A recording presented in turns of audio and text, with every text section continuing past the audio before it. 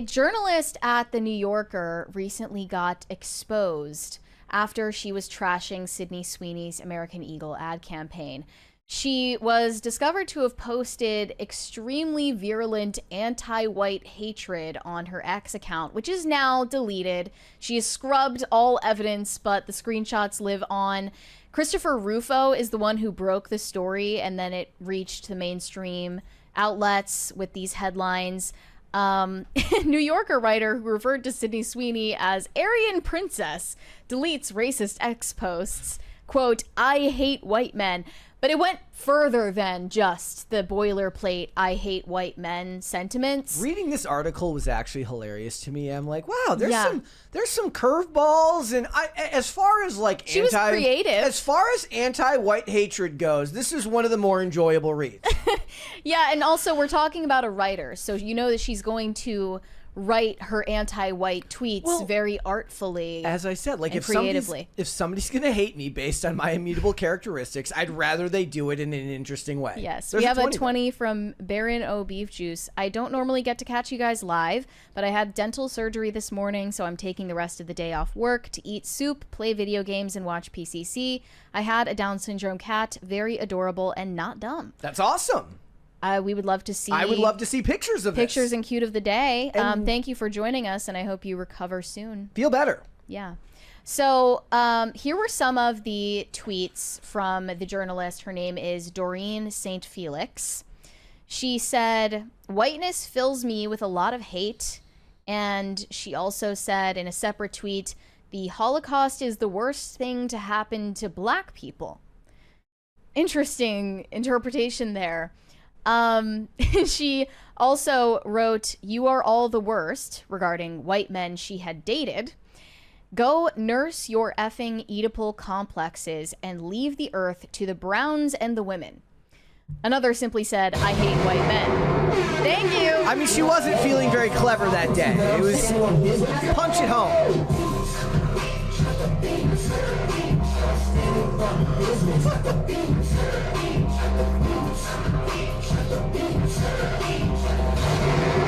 Okay, it's getting good. Forgive me. She has not dated white men. That was a mistake. She actually is dedicated to never having children with a white man. In one of these tweets, she declared she would be heartbroken if she had kids with a white guy. She also admitted that she writes like no white is watching. But then they started watching, and then you deleted your account. Her antipathy extended to broader claims, including assertions that white people's poor hygiene literally started the bubonic plague, lice, and syphilis. She suggested that we lived in perfect harmony with the earth pre-whiteness, and blamed environmental destruction specifically on white capitalism. I always suspected. She made references to the Holocaust quite frequently. She wrote, "It's trichnological." This is a word that she came up with. I asked Mary beforehand. I might adopt that. Mary is much smarter than me. I was like, what does trichnological mean? It's trichnological. It's a form of trickery when white people invoke the Holocaust because it allows them to step out of their whiteness and slip on fake oppression. And she's saying that because she believes Jews are claiming that the Holocaust is an anti-white genocide, I guess. I don't know what she's really getting at. Another tweet said, "You know the experimenting on living people that Nazis did during the Holocaust? That's what happened to black women, but 100-fold. The tolerability of racism is linked to how it's acted out on brown bodies. The Holocaust was not tolerable because of white victims, so it ended." Yeah, everyone on the globe was like, we have to end the Holocaust because the victims are white. But there was there were awful experiments done to black men and women. Why did she make it about just the women? Yeah, I don't know. But you're right. The Tuskegee experiments like that's a probably what she's referring to. That's like a legitimate grievance, but then you like sectored it off into one group and made it seem even more. Yeah, it's like some weird form of intersectionality. You know, it's the oppression hierarchy to a T, all the way up to the top. It's actually crazy how often she was tweeting about the Holocaust in 2014 and 2015. She was so ahead of her time. These are all old tweets, but they're not on her account anymore. She's taken it down. So, for context, Christopher Rufo searched into her digital footprint after she published an article in The New Yorker titled "The Banal Provocation of Sydney Sweeney's Jeans.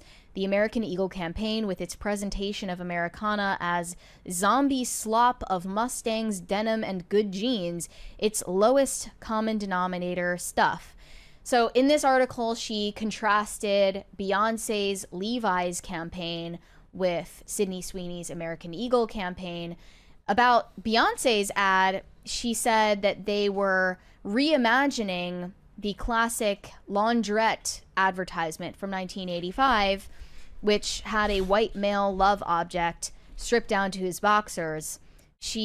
They're referring to Beyonce here, is burnishing a heritage brand in her Black Queen image. Americana can be hers too. So this is her celebration of Beyonce and straight into trashing Sydney Sweeney. She said it's all over the place, a mishmash of tone and intent. There is a car commercial fantasy, then a wink at advertisement theater. She said the camera zooms in on her crotch and ass. This is the girl next door scene parodying Hollywood or porn of Sydney Sweeney. And they also say that she is following the commands of a man off camera.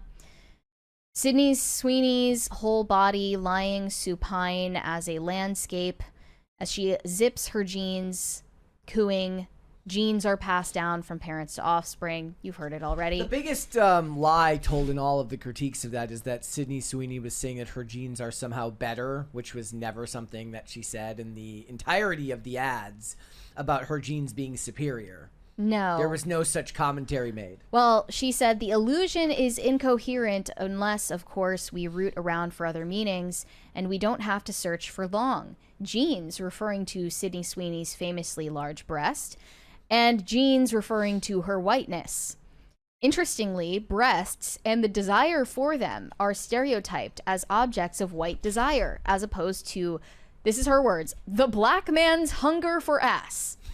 Sweeney, on the precipice of totalizing fame, has an adoring legion, the most extreme of whom want to recruit her as a kind of Aryan princess. To them, she signals a rejoicing in a perceived return to a bygone beauty standard in the wake of all that overzealous feminism they blame on the left. And she goes on to criticize Stephen Colbert, whose opinion was that people were overreacting to the ad. Mm-hmm. She said, can't you, or it was about Stephen Colbert, to be clear, many of us, the Negroes, the queers, the hairy feminists, etc., do not react out of a feeling of personal injury, as if the blonde beauty standard has terrorized us. Whom does that standard terrorize more than white cis women, honestly? We have our own blondes selling us fantasies, okay. Meaning Beyonce. So she's saying we weren't outraged over Sydney Sweeney's ad. What are you talking about? You're crazy. You're gaslighting us. And then she talks about how Sydney Sweeney views herself more as a brand or a business than an artist. Yeah. I mean, I would actually consider that probably accurate. Yeah. And then concludes the article saying the American Eagle campaign, its presentation of Americana as a zombie slop of Mustangs, denim, and good jeans, is lowest common denominator stuff. Decoding Sydney Sweeney's presumed political affiliation, liberal or conservative, doesn't give this ad more meaning. It is what it is. So the op-ed was actually saying it's not all it's cracked up to be, and the people who should be mad about it are white cis women, but, you know, actually Beyonce is, like, way better than Sydney Sweeney, and we, like, totally don't need Sydney Sweeney, and Beyonce had a way better commercial, and she's the only blonde bombshell that we need.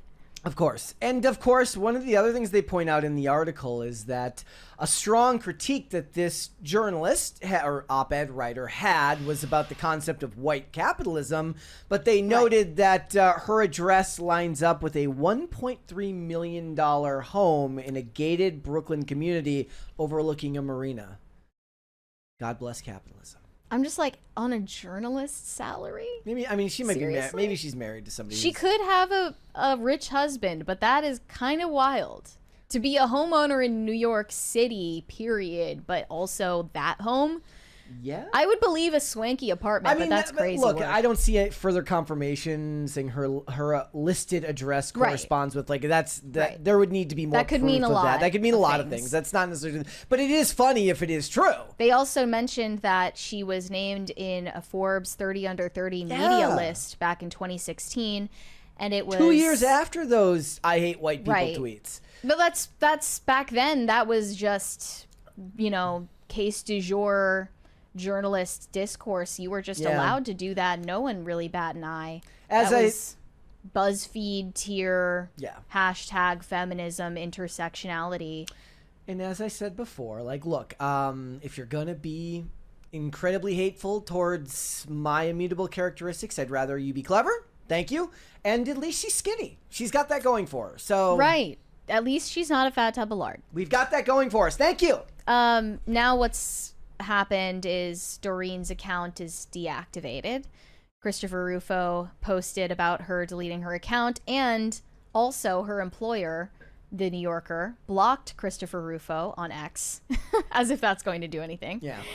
And then he said The New Yorker is facing a dilemma. If they fire Doreen St. Felix, their left-wing employees and subscribers will screech. If they don't, they look cowardly, associating their brand with weapons-grade race hatred and risk a federal civil rights investigation. Let them squirm. I mean, like, what civil rights investigation? She has shitty opinions.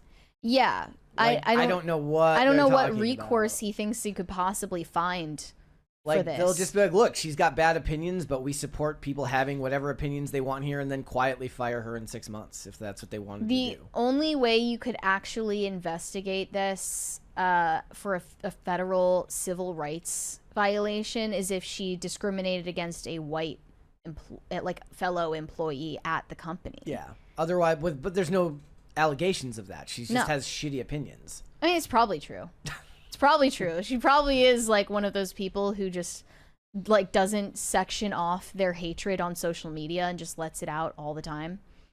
That's depressing. She's a miserable woman, and I think that she's just jealous.